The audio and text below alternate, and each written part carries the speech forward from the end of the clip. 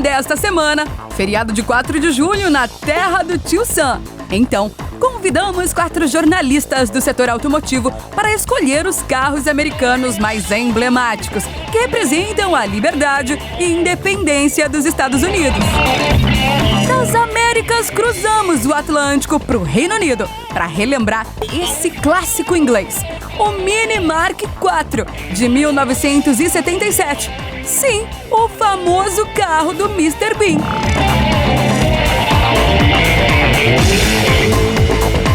Se nas telinhas ele dirigia um Mini Cooper, na vida real, o ator Rowan Atkinson tinha em sua garagem a exclusiva McLaren F1, que vamos te mostrar detalhes aqui. Leonardo Maríngolo acelera na pista em um test drive exclusivo a bordo do novo Nissan Kicks 2026. E para comandar esse time de craques nas 4 rodas, Alex Rufo acelera com a gente em mais uma edição do programa. Então, se ajeite bem aí no cockpit e aperte os cintos, porque o Máquinas na Pan dessa semana está só começando.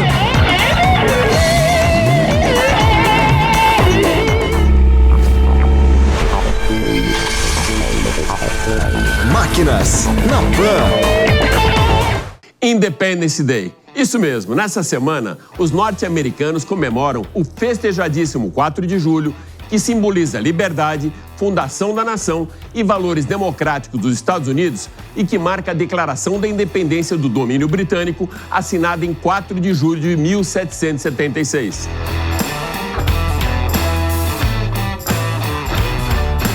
Celebrado com orgulho patriótico e manifestações culturais em todo o território norte-americano e, claro, também no Máquinas na Pan, com a participação de 4 jornalistas do setor automotivo que vão escolher os automóveis da terra de Tio Sam que mais representam os valores de liberdade, independência e orgulho. Tudo isso pela nação.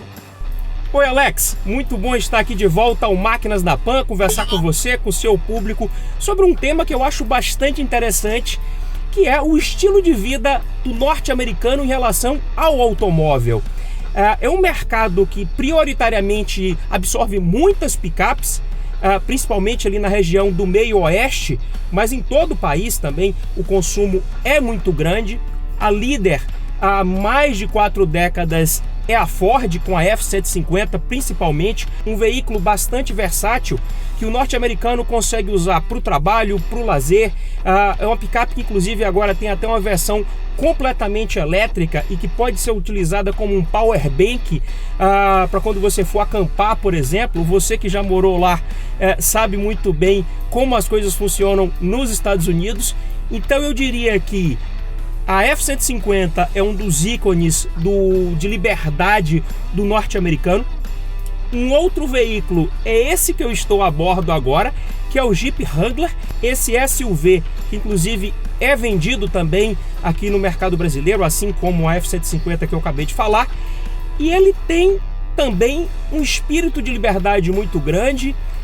É um carro off-road completo, que você pode ir para qualquer lugar, desbravar qualquer terreno com esse carro, que você vai muito bem. Compõe com essa coisa do americano de viajar bastante, de explorar o país, e também virou um símbolo cool, né? Você vai hoje a Los Angeles, você vai a Miami, os jovens estão usando muito esse carro, não necessariamente para fazer off-road, mas para entrar nessa atmosfera cool, principalmente em cores mais vibrantes, e não necessariamente vai usar aí tudo que o Wrangler tem em relação à aptidão off-road. Inclusive, o SUV já é oferecido até em versão híbrida no mercado norte-americano. E por fim, o Mustang, que é um carro que remete bastante ao que o americano quer de esportividade.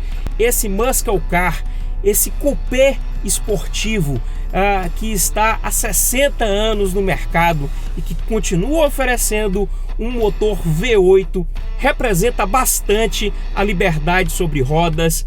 É um carro inspirador, é um carro aspiracional que eu colocaria nessa lista. Então a minha lista é com a F-150, com o Wrangler e com o Mustang, principalmente se ele estiver equipado com um motor Coyote de 5 litros V8. E agora eu tô curioso para saber a lista dos meus colegas. Um grande abraço, pessoal!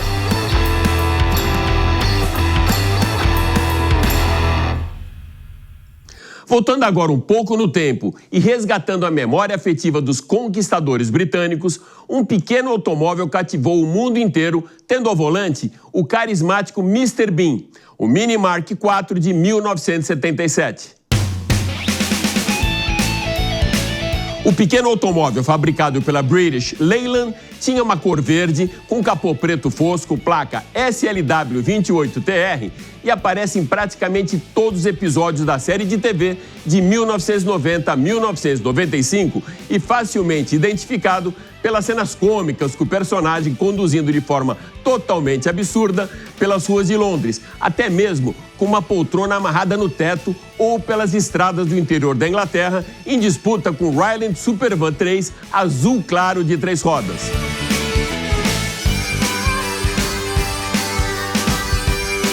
Embora Mr. Bean tivesse um carinho imenso pelo icônico Mini, a paixão de Rowan Atkinson, ator que representava Mr. Bean no seriado da telinha, essa paixão era pelo raríssimo McLaren F1 colocado à venda no mercado. McLaren F1, um dos carros mais icônicos e desejados da história do automobilismo. A presença desse hiperesportivo lendário na garagem de um fã pela marca inglesa é um reflexo tanto da paixão por automóveis quanto do status quase mitológico que o F1 carrega. Produzido entre 1992 e 98, o McLaren F1 é celebrado por seu projeto revolucionário. Criado por Gordon Murray, o carro foi concebido com foco absoluto em leveza, desempenho e dirigibilidade, sem recorrer a turbos ou assistências eletrônicas. O F1 ostenta um motor BMW V12 6.1 litros, naturalmente aspirado, que entrega 627 cavalos de potência e leva o carro a mais de 386 km por hora. Um recorde para carros de produção aspirados até hoje. O exemplar de raridade e exclusividade para poucos, apenas 106 unidades do McLaren F1 foram construídas, sendo 64 delas homologadas para uso em estrada, e o carro já teve Mr. Atkinson ao volante de um desses raríssimos exemplares. Rowan Atkinson comprou seu McLaren F1 em 1997. Na época ele pagou algo por volta de 640 mil libras, algo em torno de 4,3 milhões de reais em valores já ajustados para a atualidade, e vendeu pelo equivalente a 60 milhões de reais em 2015. Atkinson é um entusiasta de carros e piloto amador, dono de vários clássicos esportivos, e diferente de muitos colecionadores, ele usava o F1 regularmente nas ruas, e ao volante do McLaren F1, o protagonista de Mr. Bean sofreu 2 acidentes notórios. O primeiro aconteceu em 2001, leve, sem grandes danos, e envolveu um outro carro e uma colisão traseira. O segundo já foi bem mais grave. Aconteceu 10 anos depois, em 2011, quando Atkinson perdeu o controle do carro, bateu numa árvore e pegou fogo.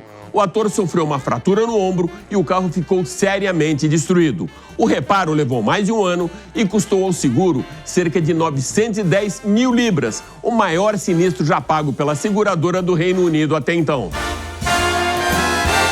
A McLaren restaurou o carro à perfeição na própria fábrica. Em 2015, Atkinson colocou o carro à venda e vendeu por cerca de 8 milhões de libras, mais de 50 milhões de reais na época. Apesar dos acidentes, o carro até aumentou de valor devido à raridade, manutenção impecável e o histórico do famoso dono. O McLaren F1 de chassi número 61 tinha a cor marrom escuro metálico original.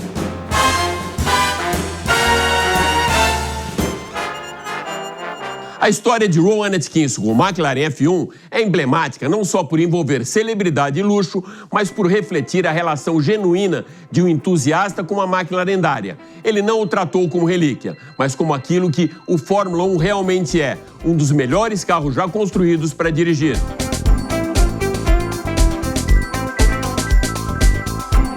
O McLaren F1 representa mais do que um veículo exótico. É um pedaço vivo da história automotiva e meio a uma era de supercarros digitalizados e elétricos. O F1 continua sendo um farol da engenharia purista e um elo entre o passado e o futuro.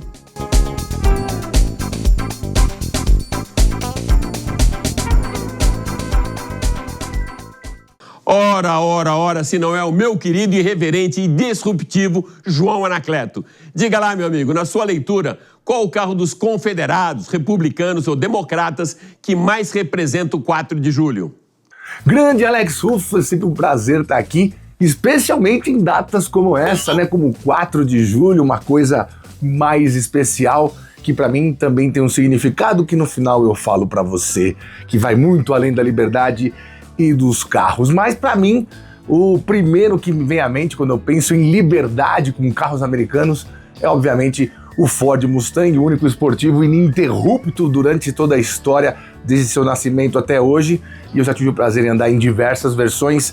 E aquilo, né? Um carro compacto para os padrões americanos, tração traseira, V8 rugindo lá na frente e soltando a voz de um tenor pelo escapamento, é simplesmente a coisa que eu entendo mais American Way of Life.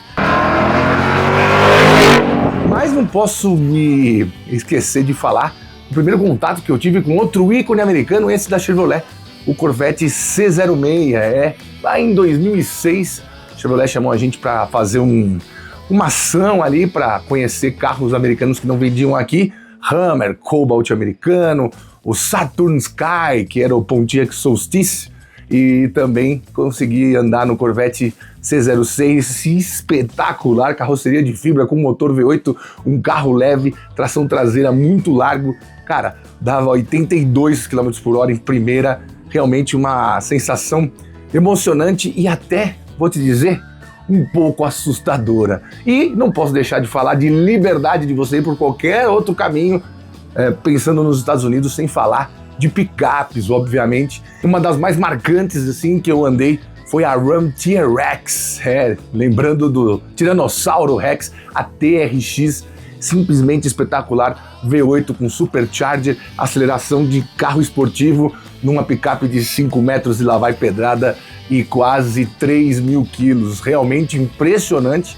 E tem vídeo no canal lá, quem quiser ver como são as sensações de domar aquele apartamento sobre rodas, que também tem um ronco espetacular, tecnologia de ponta, é só lá ver o quanto que dá para se divertir. Mas para mim mesmo o 4 de julho, e você sabe, tá mais marcado por aquele 4 de julho de 2012, onde enfim nos libertamos. Vai, Corinthians! Everton ganhou de graça, lá vai Everton, vai marcar o segundo, vai chegar o goleiro, ele tocou!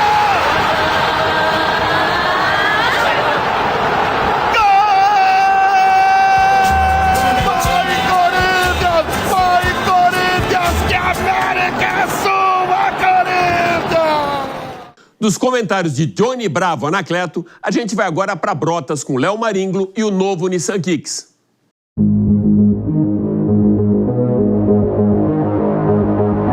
É isso aí, hoje eu vim aqui em Brotas, diretamente do Raceville, para conhecer a mais nova versão do novo Kicks. E olha, eu vou te dizer uma coisa, totalmente redesenhado e com inúmeras novidades. Vem comigo!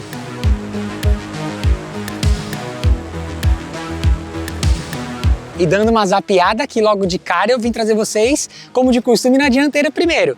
Então a gente já consegue ver que está totalmente reestilizado. A gente tem um capô mais largo, um carro, né, largo. A gente vê pelas entradas aqui do capô, interligando grade e DRL, né, são as luzes diurnas, e os faróis totalmente full LED. Eu achei que o carro está totalmente reestilizado e está bem bonito, né? A gente tem bastante aplique em preto fosco também, vocês vão conseguir ver tanto na frente quanto nas laterais. Ele vai seguindo o carro todinho até lá atrás e vai até a tampa do porta-malas. Aqui na lateral eu achei bem legal que esse carro tá com aro 19, então é a maior roda da categoria aí dos SUVs compactos. Tá bem bonita, inclusive já tá acompanhando aí os novos design das rodas da atualidade. E vindo aqui para a lateral, a gente tem um carro que tem um comprimento de 4,34 m e um entre-eixos de 2,65 m. A gente tem bastante espaço aí então, tanto para quem vai à frente quanto para quem vai atrás. Mas, obviamente, a gente não pode esquecer que a gente precisa também de espaço para as bagagens, né? Eu vou mostrar para vocês aqui o porta-malas, mas antes, queria mostrar para vocês esse novo desenho que ficou aqui também atrás. A gente vê que ele tá com um ombro aqui na lateral que deixa ele mais imponente, né? Ele fica mais largo. E aí a gente vê todo aquele aplique que eu falei para vocês que segue lá da frente na lateral e vem parar aqui. E as lanternas interligadas, que a gente já conseguia ver antes na versão anterior, só que a gente vê que os carros estão tomando isso daí como padrão nos dias atuais. Mas eu vou abrir aqui o porta-malas para vocês darem uma olhadinha, que o espaço aqui ficou bem legal. E a gente tem um truque aqui, ó, que eu já vou arrumar para vocês, o seguinte. A gente consegue puxar essa tampa aqui para cima, né? E aí aqui a gente tem uma litragem. Dá pra gente carregar bastante mala aqui já no jeito, só que, qual é a sacada aqui? A gente tem o step, que tá aqui, só que a gente vê que sobrou um espaço aqui. Então, a gente consegue puxar aqui e ficar com 470 litros no total. Bom, mas agora que a gente viu um pouquinho aqui de fora e já viu o porta-malas, vamos lá pra dentro que eu vou mostrar as novidades lá no interior.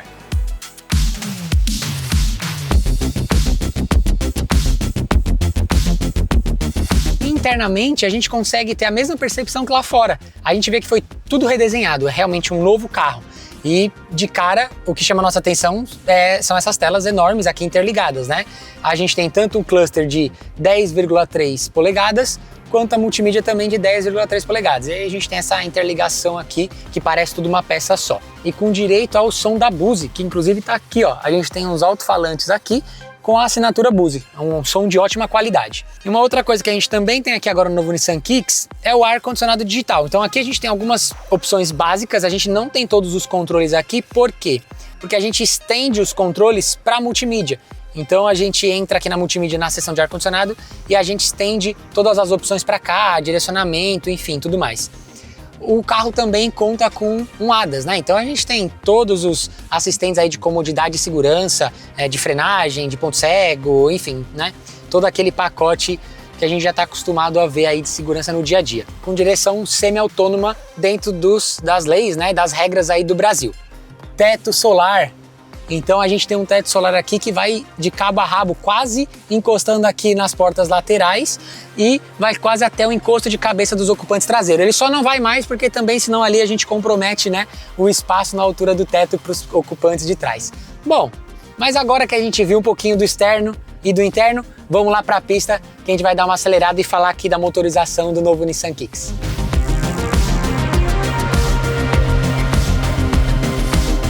Aqui no novo Nissan Kicks a gente tem um motor 1.0 turbo de 3 cilindros, é um motor que tem 120 cavalos na gasolina e 125 no etanol.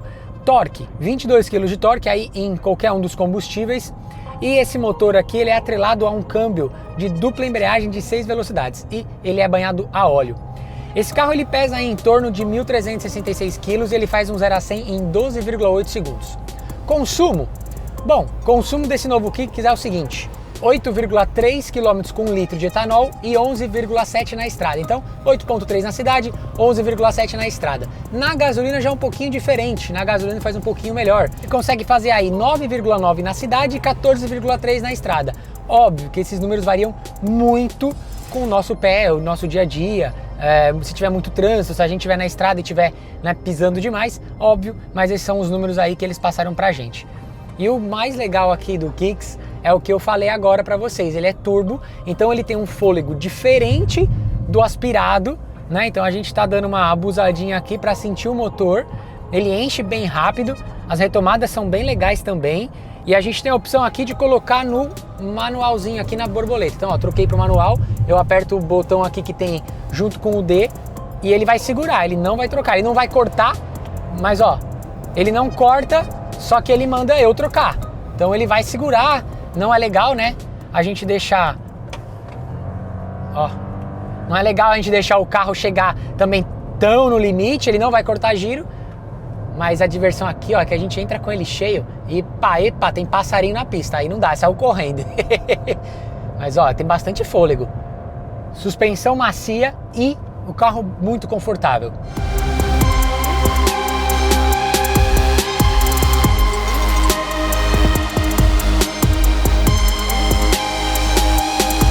Bom, tá aí mais um SUV compacto entrando aí no nosso catálogo e eu gostaria de dizer uma coisa, cedendo para os motores turbo, coisa que a gente não esperava que fosse acontecer. O que vocês acharam? Gostaram dessa maravilha? Temos então aí 4 versões desse novo Kicks, a Sense, a Advance, a Exclusive e a Platinum. O que vocês acharam? Curtiram? Eu vou ficando por aqui. Valeu, até mais!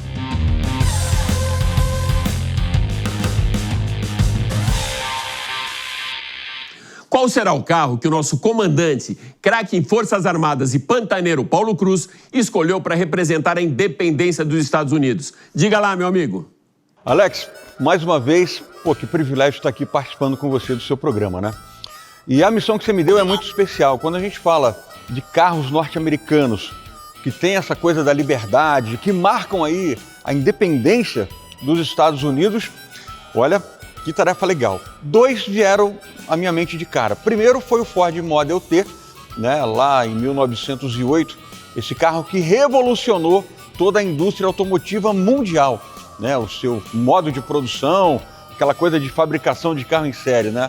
Então o Ford Modelo T foi o primeiro que veio à minha cabeça, mas quando a gente fala de espírito de liberdade, né, dessa coisa americana, o sonho americano, eu acho que um que marca mais ainda é o Jeep Willys, que nasceu lá nos anos 1940 com a missão de enfrentar os campos de batalha da Segunda Guerra Mundial, o maior conflito que a humanidade já viu. E tinha que ser um veículo robusto, um veículo forte, versátil, que pudesse carregar os soldados, que tinha uma relação muito forte com esse veículo, né? Era o companheiro de batalha. Levava o armamento, levava os feridos e fez com que os países aliados, incluindo aí o Brasil, que estava nesse grupo, libertassem o mundo da tirania nazista. E aí, Alex, a guerra se foi, né? Esse conflito foi encerrado lá pelos anos 1945 e o Jeep, que tinha a força, né, despejada nos campos de batalha, começou a ganhar também o mundo civil. Dos campos da guerra, ele ganhou os campos agrícolas do mundo. Era muito comum ali atrás, por exemplo, você ter implementos como arados, que ajudavam, né, os colonos, né, a ararem os campos. E daí, meu amigo, para uma segunda virada, além do veículo de trabalho, ele começou a se tornar também aquele veículo de lazer. E hoje esse espírito de liberdade, de valentia, está presente também nas trilhas de todo o mundo.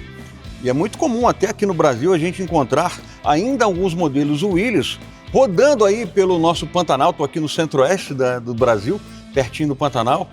Ele ainda marca muito presença. Claro que hoje modificado, com uma mecânica mais potencializada para aguentar mais as durezas do caminho, porque afinal esse aqui é um veterano. Um exemplar como esse aqui, com certeza, ainda encararia muita trilha pesada, mundo afora. E hoje, quando a gente vê nessa sucessão do Jeep, não mais o Willys, mas hoje o Wrangler, continua aí, né, trilhando, né, os caminhos norte-americanos. A gente tem várias provas lá na terra do Tio Sam que colocam esses veículos ainda à prova, né? Todo o seu DNA, toda a sua valentia ainda presente. Então, por isso, esse para mim é talvez o símbolo maior da liberdade americana.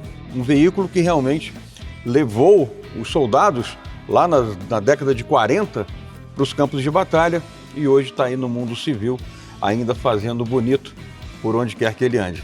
É isso, Alex. Gostou da nossa escolha? Jeep Willys, liberdade americana.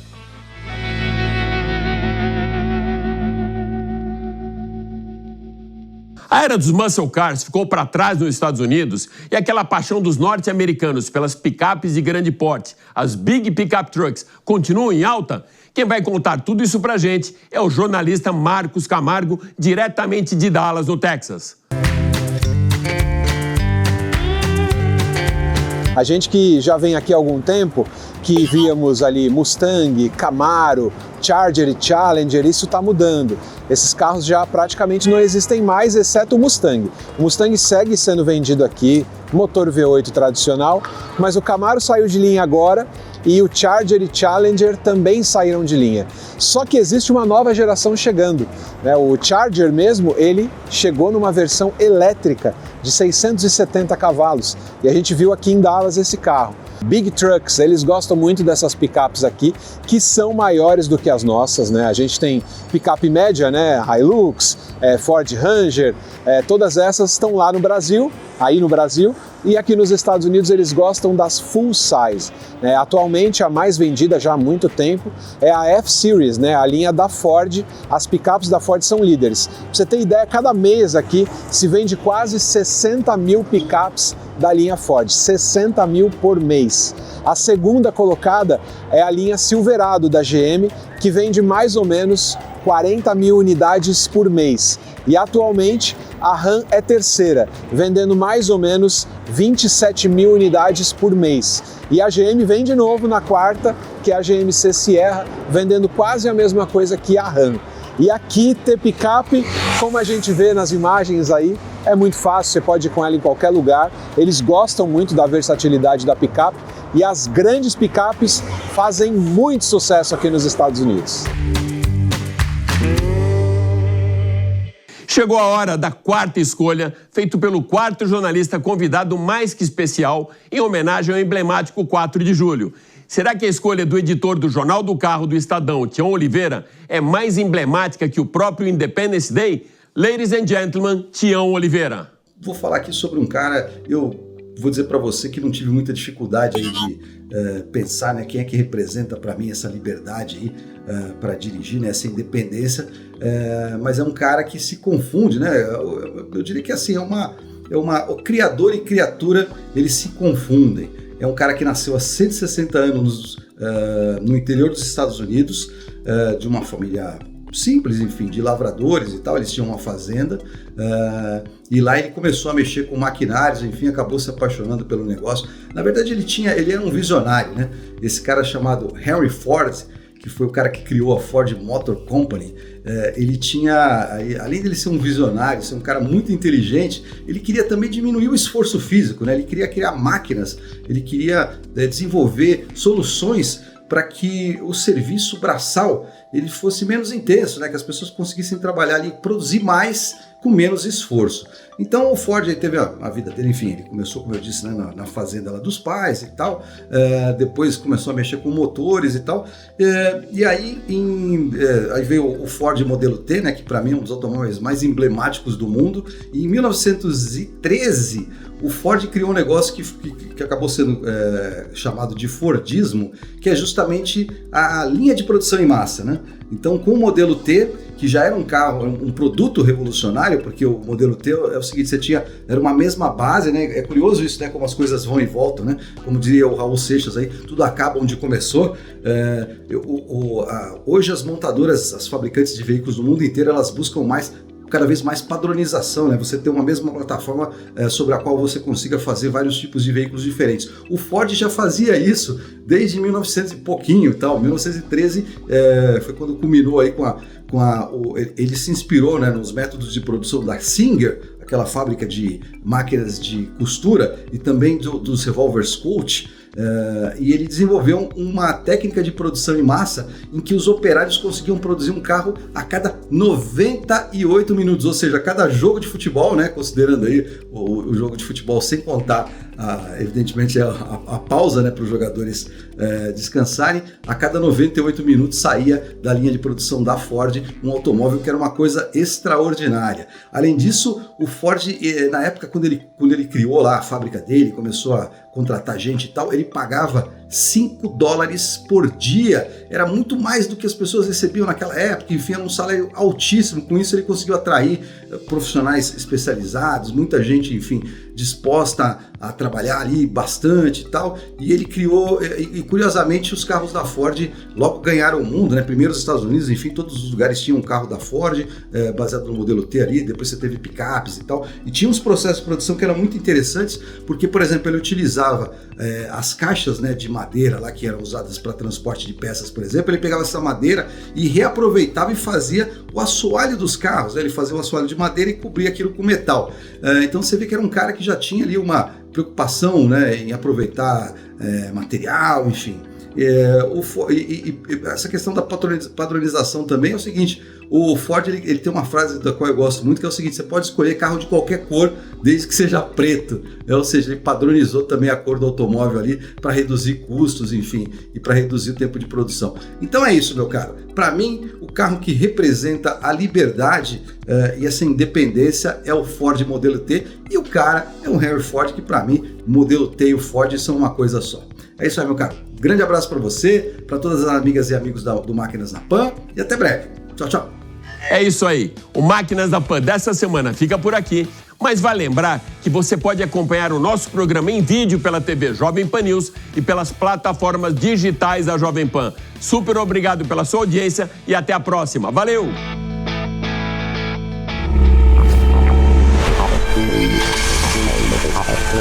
Máquinas na Pan. A opinião dos nossos comentaristas não reflete necessariamente a opinião do Grupo Jovem Pan de Comunicação. Realização Jovem Pan News.